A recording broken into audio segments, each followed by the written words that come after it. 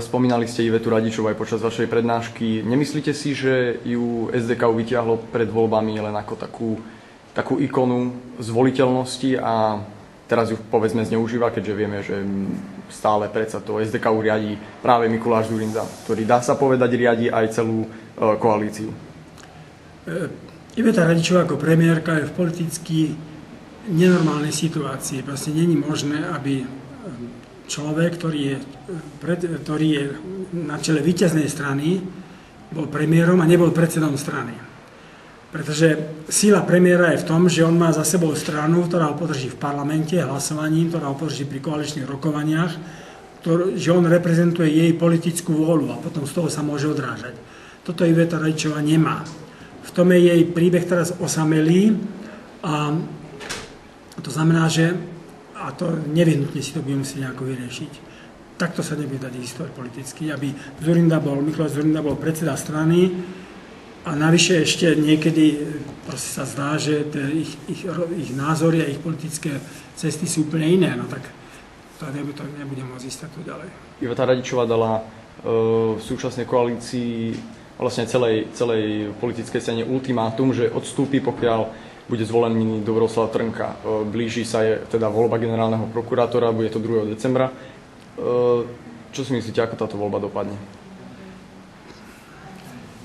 Skôr mám pocit, že už vyhrá ten koaličný, že ako by tam došlo. Samozrejme, nevylučujem nejaké prekvapenie, ale myslím si, že Iveta Radičová nič ostalo iné, len postaviť takto vec a dotiahnuť to do konca. To znamená naozaj podať demisiu, pretože ináč by už potom strácala pozíciu za pozíciou, ináč by už žiadny jej sľub, žiadna jej výhrážka smerom ku koalícii nemala žiadnu silu, keď raz vypovie nič takéto.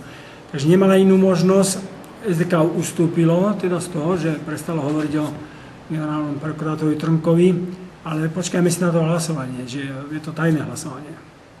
V súčasnosti nedávno teda otriasla spoločnosťou vražda Ernesta Válka, ktorý bol nepochybne dobrým právnikom, podielal sa na tvorbe ústavy, ale predsa myslíte si, že konal morálne prácou pre Mikuláša Dzurindu alebo pre Ivana Mikloša v súvislosti s Tutskou zmenkami? Nemyslíte si teda, že práve tieto kauzy, ktorých bol zapletený, ho mohli stáť život? Bohužiaľ, nevieme ten motív. Ja sám si neviem predstaviť, že prečo ho niekto chcel zabiť. Neviem si to predstaviť. Ja si myslím, že jeho angažovanie v prípade zmeniek a podobne, že bolo proste legitímne. Vydanie tých zmeniek bolo vo vzduchu. Bolo to absurdný krok a potom teda likvidáciou Dudského tie zmenky sa stali akoby už nezmeniteľné. Tie právne argumenty, na základe ktorých sa to postupovalo, to už sa teraz ja neodvážim hodnotiť, ale Válko v tejto kauze zápasil o slušnosť, o normálnu slušnosť. Proste to sa nerobí, aby sa takéto zmenky vydávali na také množstvo peňazí. Informácie, ktoré Ernest Válko mal, kvôli ním sa teda stával nepohodlným pre určité skupiny? To sa mi nechce veriť, pretože... Mohol mať prístup, povedzme, k veciam, o ktorých možno nemusel vedieť. Ale to neboli také informácie, že by ich mal len on. To boli informácie, ktoré zrejme sa politicky boli známe. Aspoň pokiaľ ide o tie rezorty, ktoré boli do toho zainteresované. Čiže nemyslím si, že Ernest Válko bol nositeľom nejakých informácií, ktoré okrem neho nikto nevedel. To nemyslím. V takých kauzách až nebol. Myslíte si, že sa jeho vražda dorieši? Neodvážim sa povedať. Neodvážim. Bola urobená profesionálne, elegantne, teda v úvodzovkách.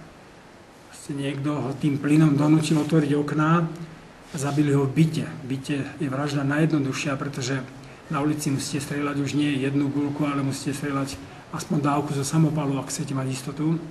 A navyše to robí veľký krik okolo, čiže bolo to robené naprosto premyslene, chladnokrvne a teda v úvodzovkách profesionálne. A preto si viem predstaviť, že aj hľadanie toho obvinníka nebude tak ľahké.